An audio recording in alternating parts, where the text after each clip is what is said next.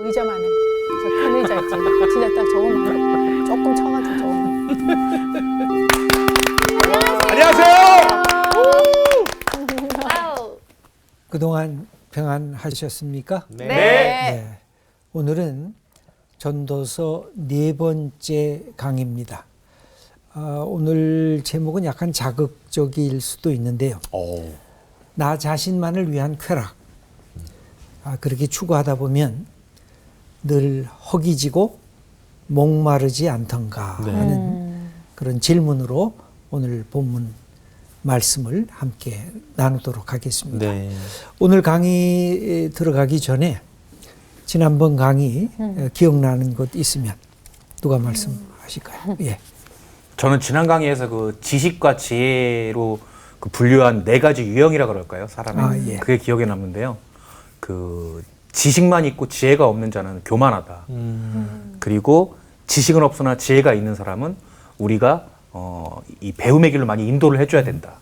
그리고 지식도 없고 지혜도 없고 가지려고도 하지 않는 사람하고는 거리를 두고 지식과 지혜를 모두 가진 사람하고는 원활하게 교제를 해라. 네, 이렇게 말씀해 주셨는데 제일 기억에 남는 게 그 지식은 없으나 지혜가 있는 사람을 우리가 배움의 자리로 자꾸 인도를 해줘야 된다는 말씀 참 기억에 남아요. 저도 지혜를 많이 가지려고 저 자신도 노력을 하고 사람들을 볼 때 그런 사람들을 좀 바른 지식의 길로 좀 인도해 줄 수 있는 그런 사람이 되어야겠다는 생각을 했습니다. 예. 앞으로 그렇게 멋진 지혜자가 될 것이라 믿습니다. 감사합니다. 예.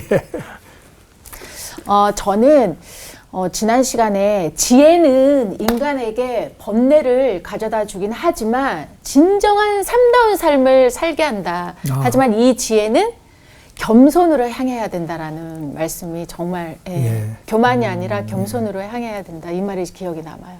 지혜가 많으면 번뇌도 많지만 네. 그것이 삶을 보다도 윤택하게 하고 풍성하게 만드는 길이 틀림이 없다는 네. 거죠. 그런 점에서 우리가 힘들고 어렵지만 지혜자가 되는 길을 끊임없이 택해서 가야 된다. 네. 예, 감사합니다. 네. 지식과 지혜에 대해서 진짜 생각을 많이 하고 사는 편이었는데 예. 지난번에 좀 약간 정리를 해주신 것 같아서 저는 이제 제가 방송을 좀 오래 하다 보니까 지식만 있는 사람도 되게 많이 만나봤고요. 근데 지혜만 있는 사람이 있었던가라고 생각을 해봤는데 제가 이제 그 시골 밥상이란 프로를 하면서 오지의 할머니들을 진짜 많이 만나봤거든요. 근데 한 분 한 분이 약간 철학자라고 생각이 들 정도로 저는 그분들을 붙들고 그래서 제가 그때 힘든 일 있을 때 다 물어보면 진짜 너무 답이 나오는 거예요. 그래서 지식인, 지혜자 둘 중에 하나만 사귀어야 된다고 저는 지혜자가 더 따뜻하게 느꼈던 기억이 나거든요. 그분들이 좀 기회가 있어서 그분들에게 지식이 좀 들어갔더라면 정말 완벽한 지식과 지혜의 그 합이 이루어지지 않았을까 그런 생각이 들더라고요. 그 좋은 경험을 하셨네요. 예. 사실 그 시골에서 많이 배우지도 못하신 어르신들이 네. 갖고 있는 이 삶의 지혜가 있지요. 그래서 다른 사람을 이렇게 아우를 줄도 아시면서 지식인은 한 부분만 보는데 그분들은 인생의 전체를 이렇게 쫙 꿰뚫어 보는 그런 해안을 갖고 계시죠. 네. 좋은 경험을 하셨네요. 예. 사실 이렇게 신앙생활이라고 하는 게 어떨 때는 무턱대고 일단 믿어야지 믿고 살아가는 게 중요하지라고 생각했던 부분이 제 안에서도 어떤 영역 안에 있었던 것 같은데 이제 거기에 대한 좀 지혜와 좀 균형을 주신 것 같아요. 우리가 계속적으로 우리의 믿음도 중요하지만 그 믿음의 세계를 잘 알기 위해선 지식과 지혜에 대한 균형을 잘 이루어가는 게 성장하는 인생이구나라는 것을 생각하게 되는 시간이었습니다. 예. 사실 신앙을 갖는다는 것은 진정한 지혜자가 되는 길이죠. 네. 예수님이 최고의 지혜자 아닙니까? 모든 만물을 통달하신 분이기 때문에 그분을 바라보면 볼수록 우리의 모습이 예수님을 닮은 지혜자가 됩니다. 예수님은 당대에도 어떤 칭호를 받으셨냐면 지혜의 선생님이다. 그런 칭호를 받으셨어요. 그러니까 예수님을 믿는다는 게 우리의 큰 자부심이고요. 우리가 너무나 잘하는 일입니다. 네. 이것은 주님께서 우리에게 주신 큰 선물이라고 할 수가 있겠습니다. 오늘 수업 전도서 4강 나만을 위한 쾌락 늘 목마르지 않던가? 오늘은 나 자신을 위한 쾌락, 즐거움, 나 자신만을 위한 쾌락. 조금 다르죠? 네. 그러니까 나 자신을 위해서 즐거움을 찾는 게 나쁜 걸까요? 아니죠. 아니요? 네. 네. 누구나 다 자기 자신을 위해서 살죠. 네. 근데 문제는 어디에 있어요? 나 자신만을 위해서 모든 즐거움을 누리겠다. 그럴 땐 큰 퀘스천 마크가 네. 붙게 되죠. 제가 이 말씀을 왜 드리냐면 예수님이 이웃을 사랑하라 말씀하실 때 앞에 내가 너희를 사랑한 것처럼 너도 이웃을 사랑하라 이런 말씀으로 하신 적도 있고 내 이웃을 뭐처럼 사랑하라? 내 내 몸과 몸과 내 몸처럼 너 자신을 사랑한 것처럼 사랑하라. 이웃을 사랑하려고 하면 기본적으로 뭐가 돼 있어야 돼요? 자기 자신을 존중할 줄 아는 사람이 네. 남도 존중할 수가 있습니다. 네. 자기 자신이 얼마나 귀한 존재인 줄 알아야 이 사람도 누군가의 사랑하는 아들이고 사랑하는 딸이겠구나 하고 그 사람을 귀히 여길 수가 있습니다. 근데 나는 못난이야. 나는 형편없는 존재야. 나는 아무도 나를 인정해 주지 않아. 그런 사람은 기본적으로 자기 자신을 귀히 여기지 않고 사랑할 줄 모르기 때문에 남도 사랑할 수가 없는 사람이 되고 맙니다. 문제는 나만을 위해서 살겠다. 그 만자가 들어가면 문제가 생기기 시작합니다. 그래서 오늘 본문은 바로 인생을 나만을 위해서 한번 즐겨보자 라고 하는 전도자의 모습을 함께 우리가 보려고 합니다. 네. 전도자에게는 번뇌를 잃어버리게 할 무슨 수단과 방법이 필요했습니다. 그래서 추구한 것이 뭘까요? 쾌락. 감각적인 쾌락을 내가 한번 추구해 보겠다. 어. 우리에게 그런 게 있죠. 이 세상 뭐 한 번 사는 세상인데 놀 거 다 놀아보고 네. 즐길 거 다 즐겨보고 마실 거 다 마셔보고 내가 그러고 떵떵거리면서 한번 살고 싶다라고 하는 그런 욕망을 이 전도자는 우리보다 앞서서 몇천 년 앞서가지고 그것을 자기 삶에 한번 실천을 해본 사람입니다. 선배님이시네요. 굉장히 놀랍습니다. 그래서 그것은 정신적인 쾌락, 육체적인 쾌락, 사회, 세속적인 쾌락 다 한번 누려보겠다고 시도를 했습니다. 그래서 전도자의 결심이 나오는데 이 세상 너무 지루해. 실증나. 이거 다 헛된 것이야. 이거 극복하려고 하면 어떻게 하면 될까? 그럼 뭔가 해봐야지 하고 한번 자기 자신의 몸을 여기에 투자한 것입니다. 이게 욕구 본능에 따라 살기로 작정한 것입니다. 내가 나를 즐겁게 하자. 그리고 이런 마음이 있죠. 내가 나를 즐겁게 하자. 네. 전도서 2장 1절 홍가람님 읽어주시죠. 나는 내 마음에 이르기를 자 내가 시험 삼아 너를 즐겁게 하리니 너는 낙을 누리라 하였으나 보라 이것도 헛되도다. 여기 보면 시도와 결론이 다 한꺼번에 나와 있습니다. 자기 자신에게 얘기하는 거예요. 그럼 한번 너 자신을 위해서 한번 너가 스스로 즐겁게 한번 살아봐. 그러면서 자주 나오는 단어가 하나가 있는데 나를 위하여, 내가 나를 위하여 이렇게 하겠다 하는 이 말이 단어가 계속해서 반복돼서 3번 연속 나옵니다. 나 자신만을 위해 내가 한번 살아볼 거야. 내가 다른 거 아니야. 내가 어떻게 해야 이 허무와 이 번뇌 속에서 내가 해방될까 하고 자기 자신을 거기에 한번 확 빠져 들어가 보게 하는데 그것이 내가 나를 위하여 그 다음에 내가 시험 삼아 원칙과 진실에 반하지만 내가 한번 반항심을 갖고 한번 내가 이렇게 해볼 거야. 여러분 우리 중고등학교 시절 기억이 나십니까? 선생님이 하라 그러면 안 해. 공부하라? 싫어. 선생님은 아니었을 것 같은데 네. 어떻게 그걸 잘하시나 했어. 그러니까. 선생님 그러신 적 없죠? 왜 없었겠어요? 인생이란 다 똑같지요. 그래서 여기 전도서 2장 10절 한번 여윤정님 읽어주시죠. 무엇이든지 내 눈이 원하는 것을 내가 금하지 아니하며 무엇이든지 내 마음이 즐거워하는 것을 내가 막지 아니하였으니. 그렇죠? 내가 하고 싶은 거 다 해보겠다는 거죠. 내가 이거 누가 안 돼. 아니야. 나 할래. 이거 막아? 아니야, 그것부터 내가 할래. 이렇게 모든 것을 시도해봤다는 것입니다. 사실 그래서 우리의 삶을 이렇게 특별히 젊을 때, 청년 때, 대학교 시절에 아니면 고등학교 시절을 이렇게 되돌아보면 두 개의 삶을 살아보고 싶은 마음이 있습니다. 이게 제게도 그런 마음이 있었어요. 갈등이 있었는데 하나는 첫째는 내 마음대로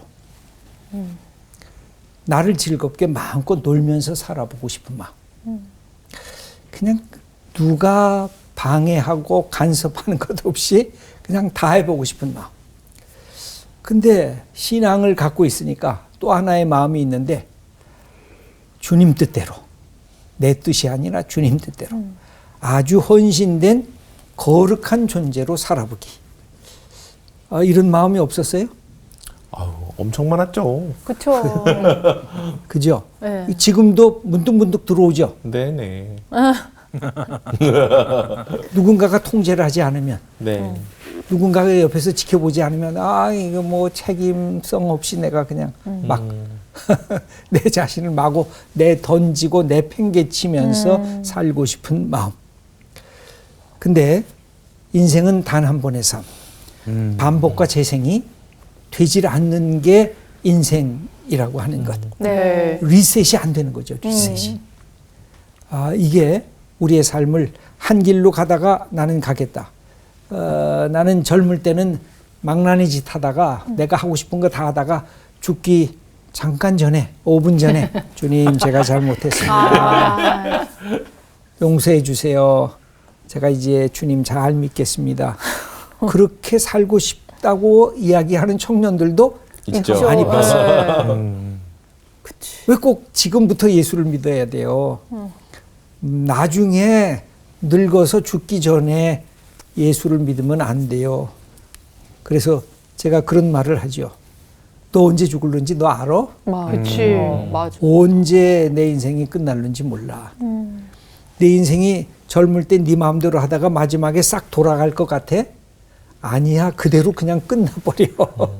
그러니까 지금 깨달을 때 하나님이 원하시는 방향으로 나아가는 게 이게 축복이야. 그러니까 젊은이들하고 대화할 때 그런 얘기를 많이 했던 기억이 납니다. 그러면 여기 쾌락에 탐닉하는 전도자가 몇 가지의 쾌락이 있어요. 그것이 오늘 본문에 나타납니다. 제일 처음에는 미친 웃음. 웃음이 웃고 나서 마음이 개운한 웃음이 있고요. 네. 웃고 나서 찝찝한 웃음이 있어요. 헛헛한. 네. 아마 유명한 희극인을 불러들여 웃음을 강요하지 않았는가. 또 음담패설의 농담으로 인간 본능을 자극하는 또 그런 웃음이 아니었는가. 남을 조롱하는 잠시 낄낄거리는 비아냥의 웃음은 아니었을까. 여러 가지 생각을 해보는데 어떻든 한번 웃어보자. 한번 내가 좀 즐거워해보자 라고 했는데 이것이 아니라는 것이죠. 그래서 저는 이것을 쾌락은 쾌락인데 뭐라고 붙였냐면 공허한 쾌락이다. 이 희극이라고 하는 것이 갖고 있는 공허성. 이 부분은 여러 가지로 생각해 보면 좋은데 우리가 너무나 잘 아는 찰리 채플린이 있잖아요. 네. 정말 재밌잖아요. 네. 그 사람 이 무성 영화 시대 그것들을 쭉 보면은 야 정말 천재인 것 네, 같아요. 웃음의 맞습니다. 천재인 것 같아요. 근데 그의 표현은 인생은 가까이서 보면 비극이지만 네. 멀리서 보면 희극이다. 그래서 그는 희극을 통해서 비극을 드러내려 했던 것처럼 보여집니다. 채플린의 그 영화나 코미디를 보면 인간이 갖고 있는 인간의 그 깊이 있는 슬픔들, 또 아픔들, 외로움들, 그 다음에 가난한 사람들의 그 헐벗음들 이런 것들을 막 그 속에 끄집어내면서 그 속에서 인간이 어떻게 우스꽝스럽게 그 삶을 살아가고 있는가를 보여주는 것. 굉장히 탁월한 능력이 있었던 맞습니다. 것 같아요. 네. 천재죠. 근데 그 점을 어떻게 만들어낼까? 우리의 과제이기도 저는 한 것 같아요. 저는 왜냐하면 성경에 나타나는 말씀은 비극이 아니라 희극이라고 저는 생각을 해요. 마지막은. 그러니까 하나님이 우리를 향해서 주신 축복은 즐거워하라는 거예요. 네. 기뻐하라는 거예요. 그리고 마음껏 웃으라는 거예요. 근데 그 과정을 설명을 하고 있지만 저는 늘 그런 생각을 하면서 성경을 봤는데 예수님의 인생은 굉장히 비극적이에요. 예. 십자가를 향해서. 그 예수님의 인생이 비극적으로 간 이유는 뭘까? 예수님을 믿는 우리들에게 기쁨. 뭘 선물하기 위해서? 희락. 을 선물하기 위해서. 너희들은 즐거워라. 너희들은 감사해라. 그래서 예수님이 내가 너에게 주는 이 기쁨, 이 평안은 세상이 주는 것과 같지 않다. 이렇게 표현하신 것도 우리 삶의 그 축복을 누리라고 주신 것입니다.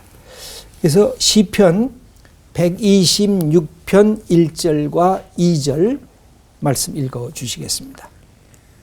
여호와께서 시온의 포로를 돌려보내실 때 우리는 꿈꾸는 것 같았도다. 그때 우리 입에는 웃음이 가득하고 우리 혀에는 찬양이 찼었도다. 예, 하나님이 원하시는 것은 그것입니다. 우리의 웃음이 한박웃음처럼 그리고 내 가슴이 뻥 뚫리는 즐거움과 기쁨으로 가득한 것. 네. 이게 하나님이 우리를 향하신 기대요, 목표요, 목적이라고 할 수가 있습니다.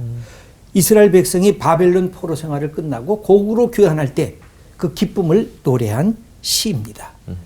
근데 어떨 때 가장 미소가 많이 나올까요? 사랑이 있으면. 사랑할 때. 항상 어느 순간에도 이 사랑은 웃음을 가져다 주는 비결이라고 할 수가 있습니다. 그래서 저는 그리스도인은 넉넉하게 웃는 사람이다. 경직된 얼굴로 심각한 표정을 지으면서 살아가는 사람이 아니다. 때로는 심각한 표정을 짓지요. 네. 그러나 아침부터 저녁까지, 첫째 달부터 12월 달까지 그건 안 되죠. 너그럽게 웃는 사람. 네. 네. 왜 그럴까요? 하나님을 사랑하는 기쁨이 내 안에 있기 때문에. 네. 그래서 아침부터 저녁까지 내 얼굴을 찌푸리고 있다라고 거울을 볼 때마다 느끼면 내 신앙이 지금 뭔가 문제가 있구나. 시들어가고 있구나. 뭔가 지금 병들어가고 있는 모습이 아닐까 하고 자기 반성을 해보는 것은 굉장히 중요한 네. 우리의 자가 점검이라고 할 수가 있습니다. 그래서 바로 이 미친 웃음은 공허한 쾌락을 가져다 줍니다. 두 번째 시도한 것이 있었습니다. 술 취하는 것입니다. 술 취하면 순간의 쾌락입니다. 전도서 2장 3절 읽어주시죠. 내가 내 마음으로 깊이 생각하기를 내가 어떻게 하여야 내 마음을 지혜로 다스리면서 술로 내 육신을 즐겁게 할까? 예, 술 좀 먹어보자. 취해보자. 제가 예전에 술 취함과 성령의 충만함의 차이가 뭐라 그랬죠? 술은 망각제예요. 네. 네. 성령에 취하는 것은 각성제예요. 아. 성령이 충만하면 내가 누군지를 더 명백히 하는데 술이 자꾸만 내 안에 들어오면 잠깐 기분이 좋다가 네. 내가 누군지를 잊어먹어요. 네. 그러고서는 이상한 짓을 하고 나서 그 다음날 그건 내가 한 게 아닌데 그건 술이 한 거야 맞아요. 하고 술에다 다 핑계를 대요. 네. 그 술이 갖고 있는 것은 잠깐의 즐거움, 잠깐의 쾌락입니다. 여기 술로 지친 몸과 마음을 달래려 하는 전도자가 있습니다. 아마도 매일 화려한 연회를 베풀었을 것입니다. 그러나 끝나고 혼자가 되었을 때 다시 커다란 공허감이 밀려 들어옵니다. 그래서 그 공허감을 없애기 위해서 다시 술잔을 또 드는 것입니다. 그래서 서서히 술 중독의 자리에 빠져들게 되죠. 그러면서 잠깐의 만족은 내게 주었지만 이것은 어리석은 짓이구나 하는 것을 깨닫게 됩니다.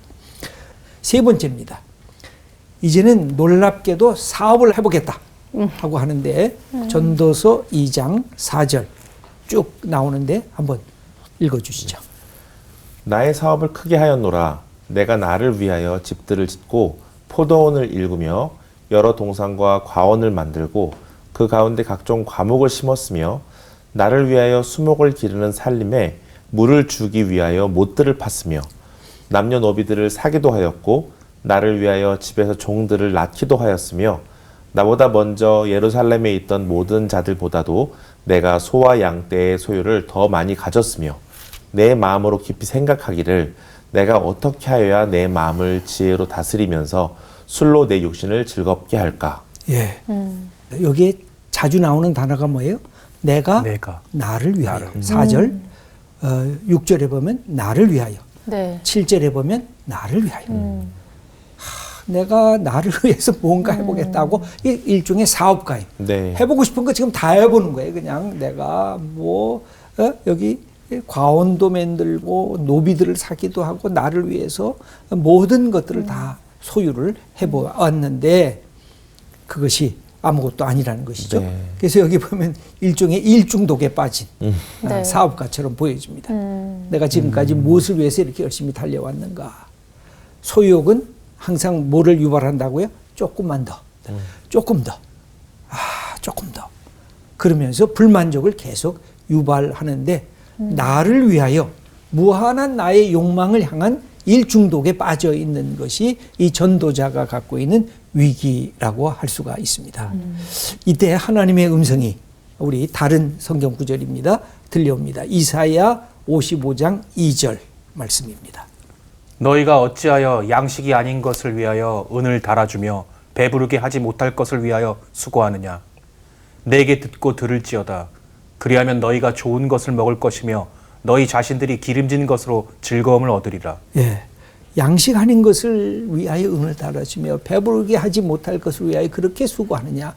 하면 할수록 가슴이 텅텅 비고 허기지고 목마르다는 것이죠. 그래서 여기에 어떤 전환이 필요할까요? 나만을 위한 일에서부터 나를 만드신 분을 위한 일로 전환하는 노력이 필요해요. 그동안 나만을 위해서 살았는데 주님, 아니 나도 위해서 살겠지만 이것이 다른 사람을 더 풍성하게 하는 축복으로 살고 싶습니다. 이게 우리의 인생에서 젊을 때 이게 30대, 40대까지는 나를 위해서, 내 가족을 위해서, 내 자녀를 위해서, 내가 갖고 있는 만족과 목표를 위해서 그렇게 막 달려가잖아요. 그러다가 50이 넘으면서 우리 인생에 전환점이 와요. 그동안 내가 왜 이렇게 열심히 살았지? 이제 뭔가 보람 있는 일을 하고 싶어요. 나 같은 사람을 통해서 누군가가 더 기뻐하고 감사하고 누군가가 연약하던 사람이 힘을 얻고 누군가가 실망하던 사람이 희망을 갖게 되는 그 역할을 하고 싶은 마음이 생겨지기 시작해요. 근데 우리가 이걸 너무 늦게 깨닫는 거예요. 이 전도자는 자기 인생의 마지막에 이것을 깨닫고 이게 뭐지 하고 지금 탄식하고 있는 거지요. 이 나를 만드신 분을 위한 일, 그게 바로 뭘까요? 하나님 나라와 의를 먼저 구하라. 그것이 예수님의 말씀. 그때 진정한 만족과 즐거움이 우리에게 다가온다는 그 사실을 가르쳐 주고 있는 것입니다. 그 다음에 네 번째 자기가 또 시도하는 것이 있습니다. 그것이 뭐냐면 성적인 쾌락입니다. 이 성적인 쾌락은 어떤 쾌락일까요? 상실의 쾌락입니다. 전도서 2장 8절.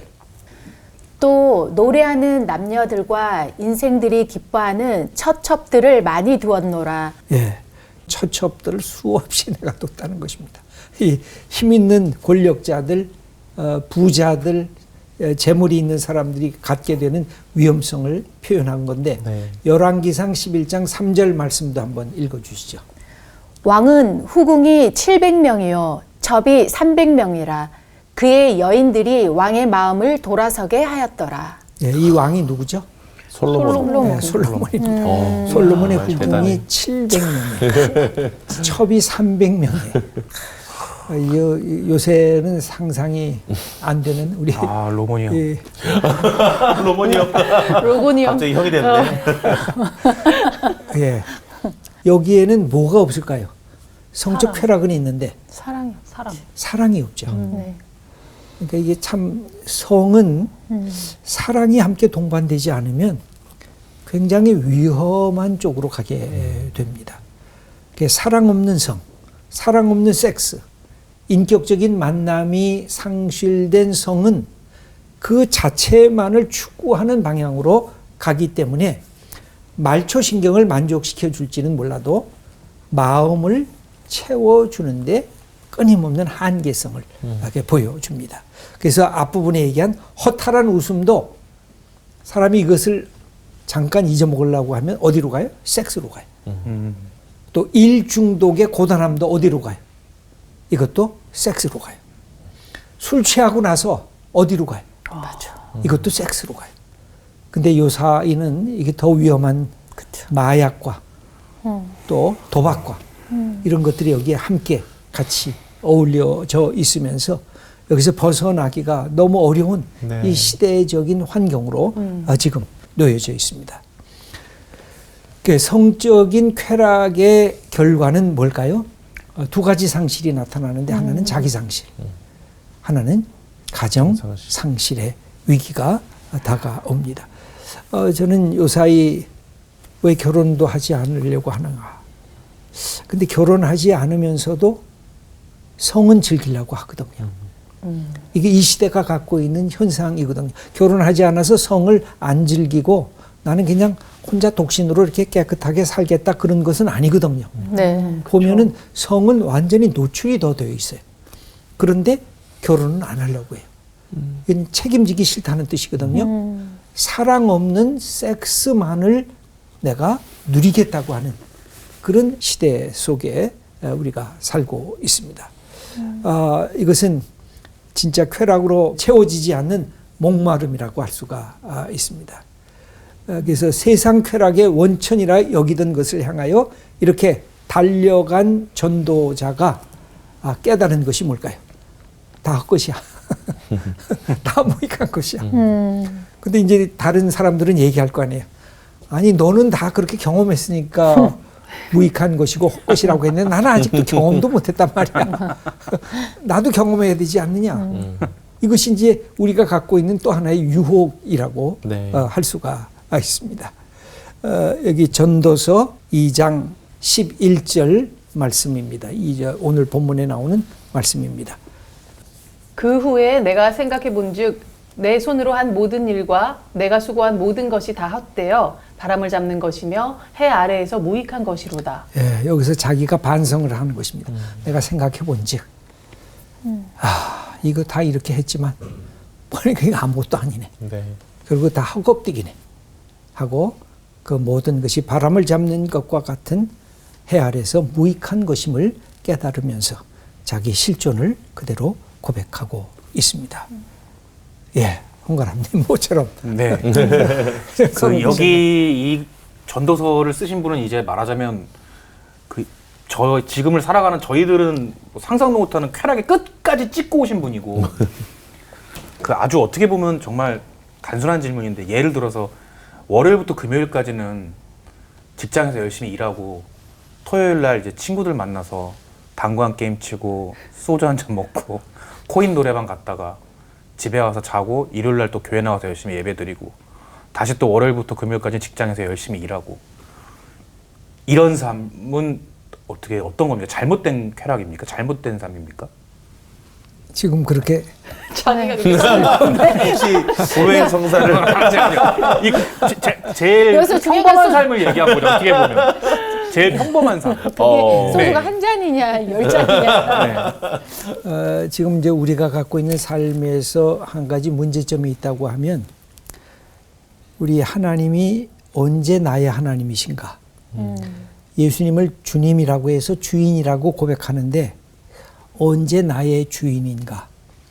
그래서 이게 우리가 끊임없이 이게 스스로 내 자신의 상태를 돌아봐야 되는데 내가 아침에 일어났을 때부터 저녁에 잘 때까지 예수님이 내 인생의 주인인가?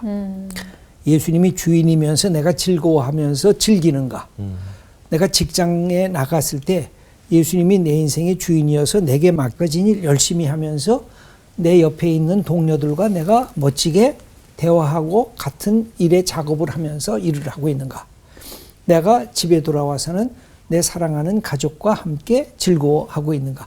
이게 연속적인 선상에서 내가 뭐 스포츠도 할 수 있고, 내가 어디 가서 야외에서 피크닉도 할 수 있고, 내가 갖고 있는 삶의 것들을 즐거워한다면 언제나 저는 오케이라고 생각을 해요. 언제나 괜찮다고 생각을 해요.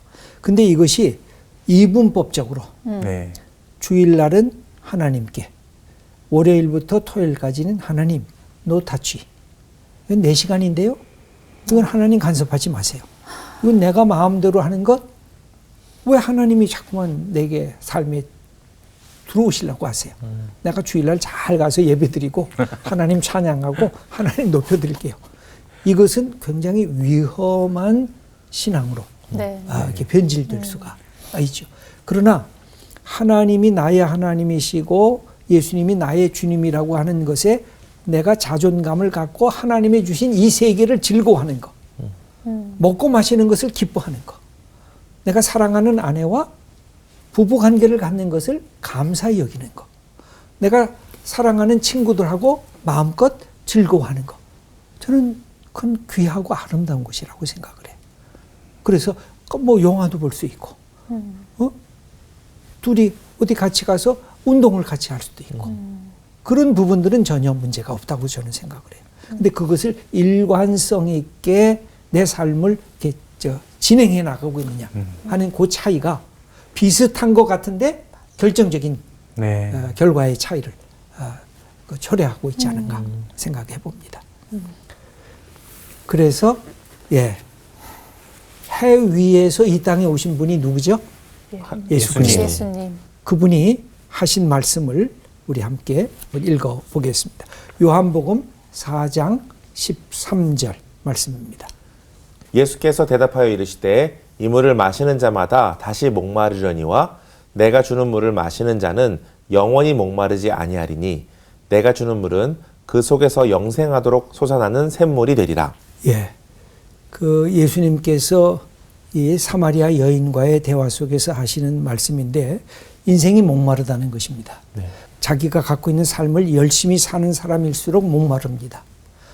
내가 뭔가 추구하면서 그것을 위해서 내 삶을 헌신하는 사람일수록 목말라요. 진리를 향해서 달려가는 사람일수록 목마르고요. 아름다움을 향해서 추구하는 사람일수록 목말라요. 그런데 진정한 그 목마름을 해결해 주는 분이 누구냐? 예수 그리스도. 예수 그리스도를 통해서 진실을 더 추구하고 선을 추구하고 아름다움을 추구하는 것. 저는 기독교가 뭘 많이 잃어버렸느냐면 진선미를 잃어버렸어요. 그래서 이게 어떻게 보면 세속적인 것처럼 여겨져요. 진선미라고 하는 것을. 그러나 성경이 다 얘기하는 것이거든요. 하나님은 진실하신 분이다. 하나님은 아멘이시다. 하나님이 만드신 것은 아름답게 만드셨다. 네. 하나님은 선하신 분이시다. 그래서 우리가 갖고 있는 삶에 이것을 추구하는 거죠. 내가 갖고 있는 내 가정이 멋져야죠. 인간관계가 참 그 친구 참 좋은 친구야. 그렇게 신뢰를 받아야죠. 그래서 이 진선미라고 하는 것을 보다도 우리의 삶의 현장에서, 가정에서, 또 인간관계에서, 직장에서 펼쳐나갈 수가 있으면 좋은 믿음의 사람이요, 지혜자라고 할 수 있을 것입니다. 그러면 마지막으로 우리에게 적용하기를 한번 보겠습니다. 나만을 위한 삶에서 이웃을 위한 삶으로 전환이 가능할까? 그다음에 두 번째, 예수님은 자기 생의 비극을 통해 우리에게 희극을 선물하려 한 것이 아닐까? 그렇다면 우리는 어찌 해야 할 것인가? 하나님이 우리에게 희극을 선물하려고 했으니까 우리가 어떻게 살아야 돼요? 기쁘게 살아야죠. 즐겁게. 네. 즐겁게 살아야죠. 그런데 나보다 못한 사람을 보고 하나님을 알지 못한 사람을 위해서는 예수님처럼 네. 내가 비극을 감수하서라도 저 사람이 잘 될 수 있도록 내가 축복하겠다. 그런 마음으로 또 사는 거죠. 네. 네. 즐거워하면서 그러나 하나님을 알지 못하는 사람을 위해서는 또 고통받는 사람, 버려진 사람을 위해서는 내가 수고하고 땀 흘리고 노력하고 주님 닮아가는 인생을 살아가는 것. 이 두 가지가 동시에 있어야 돼. 마음껏 즐거워하고 마음껏 기뻐하고 동시에 나 같은 사람을 통해서 누군가가 살아나면 누군가가 치유받으면, 누군가가 모든 건 낙심하고 탄식하고 죽음으로 몰아가다가 아니야. 인생은 살만한 가치가 있어. 내가 살아야 돼. 그쪽으로 누군가가 방향 전환을 한다면 우리가 멋진 인생을 사는 것이 아닐까. 네. 바로 이 전도자를 통해서 우리는 여러 가지를 배웁니다. 전도자가 다 이미 행했으니까 지혜로운 사람은 뭐예요? 다 행한 다음에 그제야 깨닫고 돌아오는 사람. 행하지 않고도 나보다 먼저 행한 사람을 보고서 그 방향으로 하면 그렇게 되겠네. 그렇죠. 맞아요. 그걸 보고 반면교사. 깨달아서 내가 빨리 돌아오는 사람. 네. 이게 지혜자거든. 네. 네. 우리 인생은 다 경험할 수가 없어요. 인생 자체가. 네. 이 사람은 모든 것을 갖고 있기 때문에 그나마 이만큼 경험을 한 것이지 우리가 어떻게 인생을 다 경험을 합니까? 맞아요. 그럼 다른 사람의 인생 경험을 통해서 저렇게 가면 좋은 거구나. 저렇게 가면 안 되는 거구나. 나는 여기서부터 출발해야지. 그게 아주 참된 지혜자라고 할 수가 있는 것이죠. 그런 축복을 네. 이 지혜의 축복을 우리 누리면서 하나님의 주신 이 삶을 기뻐하고 감사하고 그렇게 우리 하나님의 뜻을 소중히 여기면서 살아가는 주님의 멋진 자녀들이 다 되시기를 축원합니다. 네, 오늘의 강의는 여기까지 하겠습니다. 감사합니다. 감사합니다.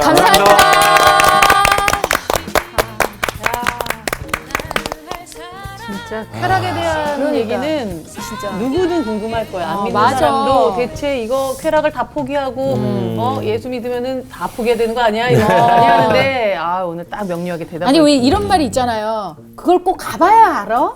그걸 꼭 봐야 알아? 뭐 이런 말이 있잖아요. 그게 어떻게 보면 내가 다 경험하지는 못했지만 정말 그 어떤 전도서나 아니면 누군가의 삶을 통해서 내가 이론적이지만 그게 딱 가슴에 와닿을 때 있잖아요. 저건 아니구나. 저렇게 하면 너무나도 기쁜 삶이 있구나.